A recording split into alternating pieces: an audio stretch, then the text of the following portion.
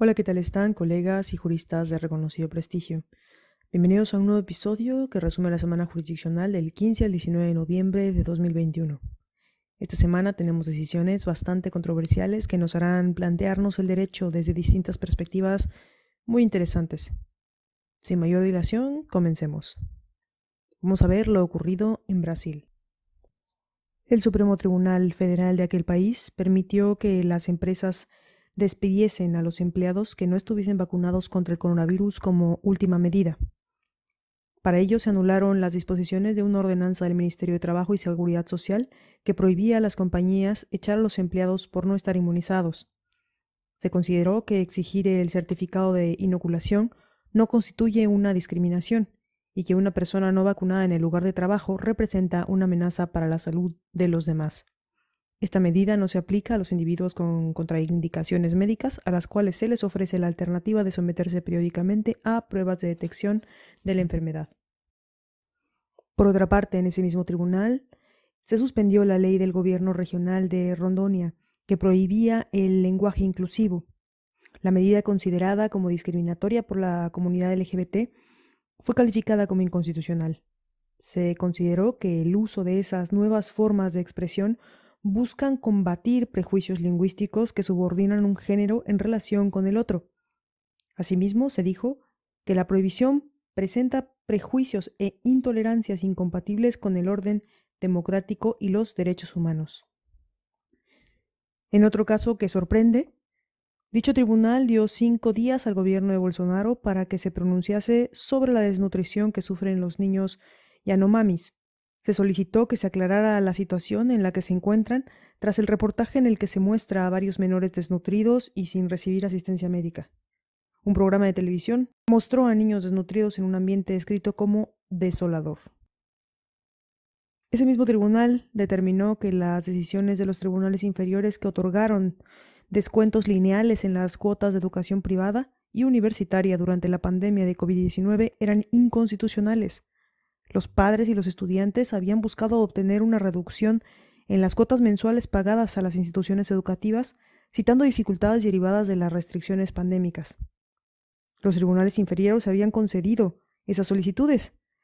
Sin embargo, el Supremo Tribunal Federal ha anulado esos fallos, considerando que esas decisiones judiciales quitaban la facultad de ponderar individualmente las necesidades de cada alumno y beneficiaban incluso a aquellos que no enfrentaban dificultades financieras y, por otro lado, podían ser insuficientes para otros estudiantes en situación más vulnerable.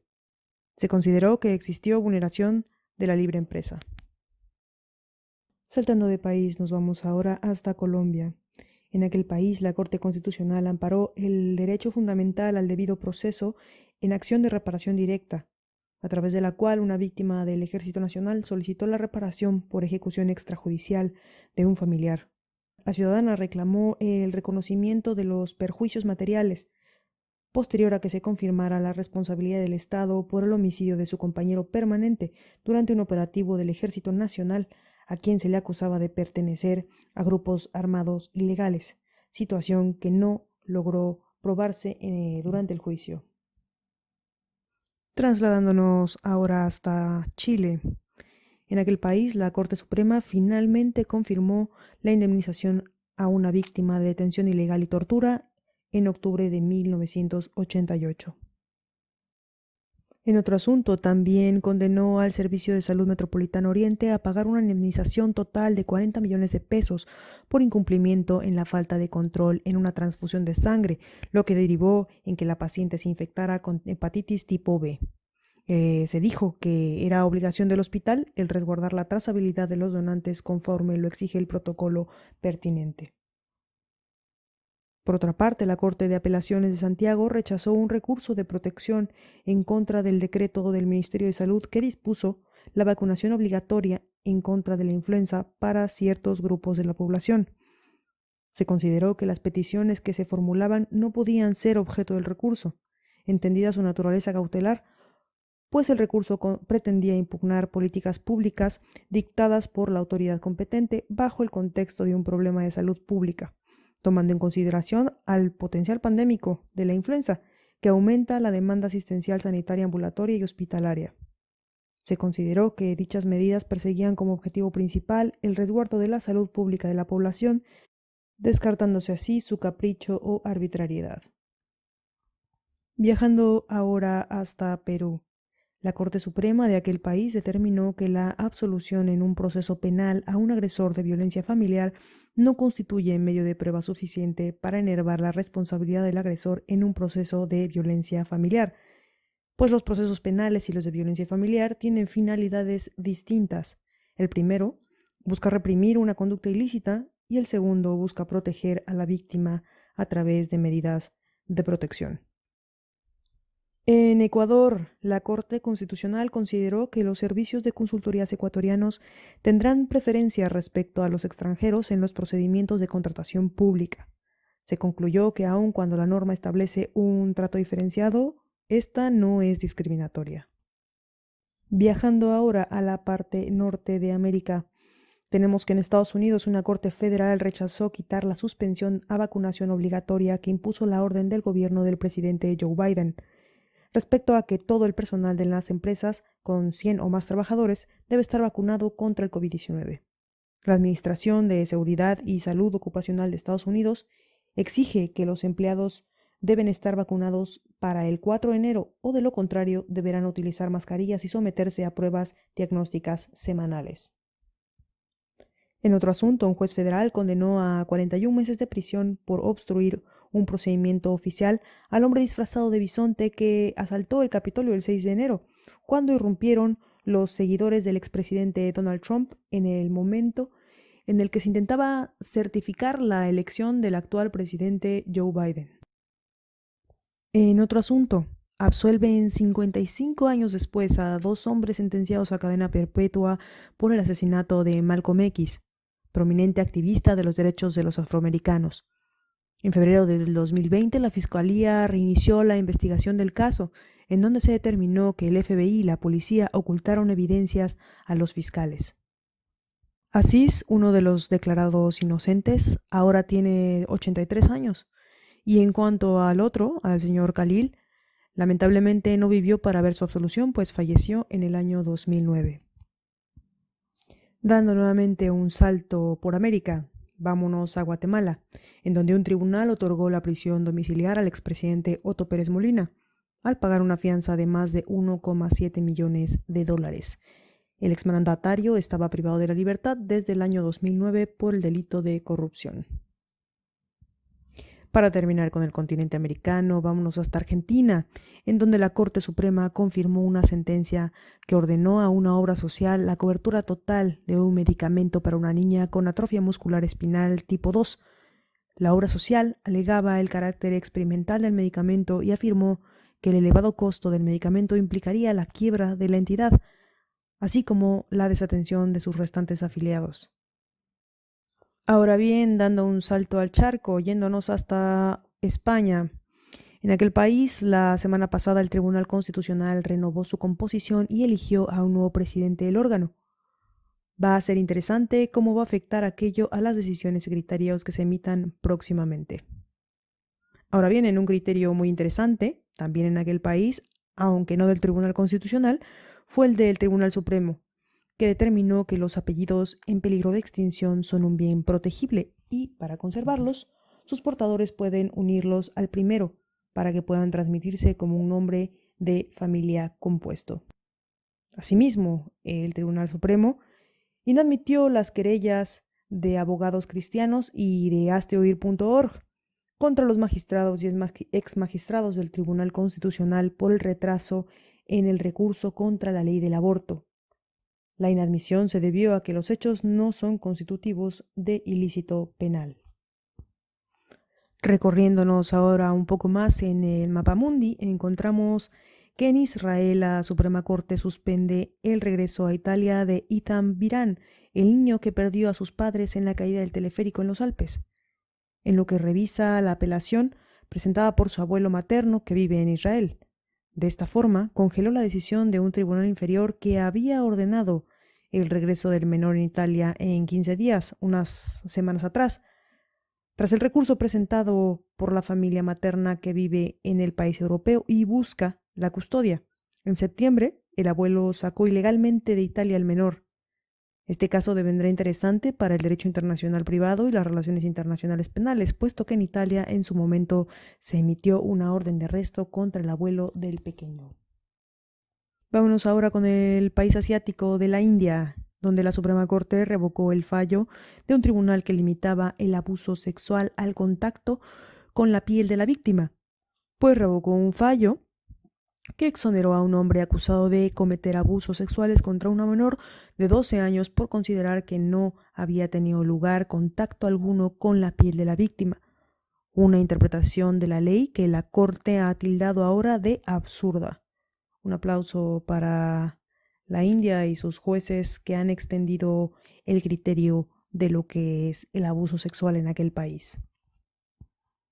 Recorriéndonos un poco más hacia China, un hombre sentenciado a 2 años de prisión y una multa de más de $30,000 por ocultar que contactó con enfermos de COVID-19 e incumplir las reglas de cuarentena obligatoria al reunirse con sus amigos.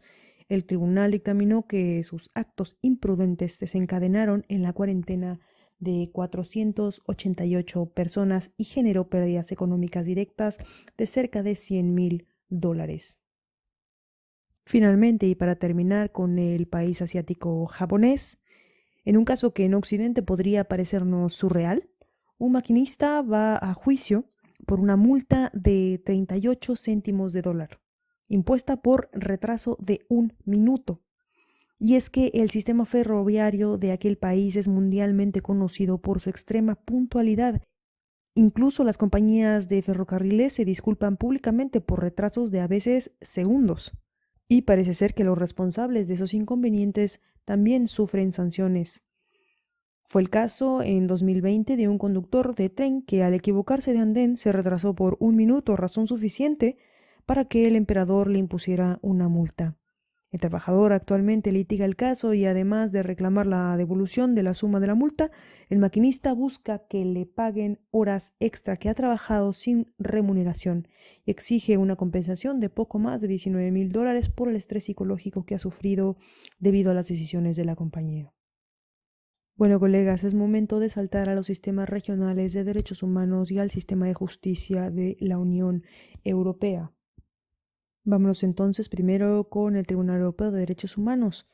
Frente a una demanda de un ciudadano de Rumanía, quien consideraba que la cuarentena de 52 días a la que fue sometido con motivo de las medidas adoptadas para combatir la pandemia de COVID-19 puede igualarse a la privación de libertad, el tribunal declaró que el confinamiento no viola la Convención de los Derechos Humanos. Dicho tribunal también llegó a la conclusión de que la declaración de la cuarentena para luchar contra la propagación del virus no viola el derecho a la libertad y tampoco puede equipararse al arresto domiciliario. Estrasburgo señaló que la pandemia puede tener consecuencias muy serias, tanto para la salud de la gente como para la vida de toda la sociedad, para la economía y el funcionamiento del Estado, por lo cual la situación que surgió puede caracterizarse como un contexto excepcional e impredecible. Este es un criterio que, desde luego, será fundamental en los futuros asuntos relacionados con el tema de la pandemia. Ahora bien, por otra parte, ese tribunal desestimó la queja de un aspirante a policía excluido por su edad. El Tribunal Europeo de Derechos Humanos rechazó la demanda de un ciudadano residente en Madrid cuya candidatura para ser Policía Nacional fue rechazada 6 veces consecutivas por tener más de 30 años y no fue compensado por ello. En dicho caso, el Tribunal Supremo le había concedido que le permitieran presentarse las pruebas por haber sido discriminado debido a su edad. Sin embargo, la persona no se presentó sin tener justificación, por lo que la sentencia se dio por ejecutada. Esa fue principalmente la razón por la cual se desestimó la queja. En América, la Corte Interamericana de Derechos Humanos esa semana renovó su directiva para el periodo 2022-2023. El juez uruguayo Ricardo Pérez Manrique fue electo presidente y el juez colombiano Humberto Sierra Porto fue designado vicepresidente.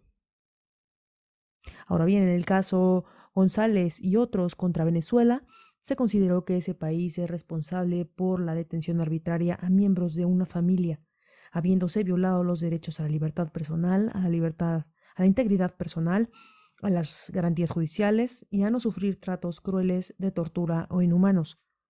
Las personas fueron detenidas arbitrariamente por autoridades policiales que consideraron que existían elementos que hacían presumir su participación en un homicidio. Además de haberlos detenido sin fundamento, estuvieron recluidos en una celda con aislamiento sin condiciones adecuadas. En otro asunto, en la sentencia del caso de Vera Rojas y otros contra Chile, la Corte Interamericana de Derechos Humanos declaró la responsabilidad internacional del Estado chileno por la violación a los derechos a la vida digna, a la integridad personal, la niñez, la salud y la seguridad social, en relación con la obligación de garantizar los derechos sin discriminación y el deber de adoptar disposiciones de derecho interno. La Corte en aquel caso determinó que los derechos de una niña que sufría el síndrome de Leigh se vieron afectados como consecuencia de la decisión de una aseguradora privada que determinó el retiro del régimen de hospitalización domiciliaria del que gozaba la pequeña, régimen de atención indispensable para el adecuado tratamiento médico de la menor que requería cuidados especiales por su condición de persona con discapacidad. La Corte destacó que, al ser la salud un bien público, el Estado tiene la obligación de prevenir que terceros interfieran indebidamente en el goce de los derechos de las personas. Además, tienen el deber de regular y fiscalizar toda la asistencia de salud prestada, independientemente de si la entidad es de carácter público o privado. De manera muy particular, el tribunal resaltó que los tratamientos de rehabilitación por discapacidad y los cuidados paliativos son servicios esenciales respecto de la salud infantil. Ahora bien, en el sistema de justicia de la Unión Europea, en una sentencia que resuelve diversos asuntos acumulados, se opuso el derecho de la Unión al régimen vigente en Polonia, que permite que el ministro de Justicia, que es a la vez el fiscal general, adscriba a jueces a tribunales de lo penal superiores mediante comisiones de servicio a las que puede poner fin en cualquier momento sin tener que justificarlas. La Unión Europea exige a Polonia mayor independencia judicial y obliga a que las normas relativas a esas comisiones de servicio presenten las garantías necesarias para evitar cualquier riesgo de que se utilicen como un medio para controlar políticamente el contenido de las resoluciones judiciales, en particular en el ámbito penal. En otra sentencia, el Tribunal Europeo también declaró que Hungría infringió el derecho de la Unión al sancionar penalmente la actividad de organización dirigida a permitir la apertura de un procedimiento de protección internacional por personas que no cumplan los criterios nacionales para la concesión de dicha protección. La tipificación penal de esa actividad, dijo el tribunal, menoscaba el ejercicio de los derechos garantizados por el legislador de la Unión en materia de asistencia a los solicitantes de protección internacional. Y es que Hungría adoptó posiciones que, por un lado, introducen un nuevo motivo de inadmisibilidad de las solicitudes de asilo y, por otro, tipifican penalmente las actividades de organización dirigidas a facilitar la presentación de solicitudes de asilo por quienes no tienen derecho a asilo en virtud del derecho interno húngaro. Asimismo, esa legislación interna estableció restricciones a la libertad de circulación para las personas sospechosas de haber cometido dicho delito. Y finalmente, el abogado general, en algunos asuntos acumulados sobre la conservación y el acceso a los datos personales, reiteró que la conservación generalizada e indiferenciada de los datos de tráfico y de localización relativos a las comunicaciones electrónicas solo está permitida en caso de amenaza grave para la seguridad nacional. Y bueno, hasta aquí el programa de hoy. Este fue el resumen jurisdiccional de la semana. Espero hayan encontrado criterios de su interés. Déjenme su like si les gustó el episodio y recuerden suscribirse para recibir semana a semana lo más relevante de las decisiones judiciales de los tribunales del mundo. Estimados colegas y juristas de reconocido prestigio, les mando un fuerte abrazo. Esto fue A Cada Quien lo Suyo. Nos vemos la próxima semana y muchas gracias por escuchar.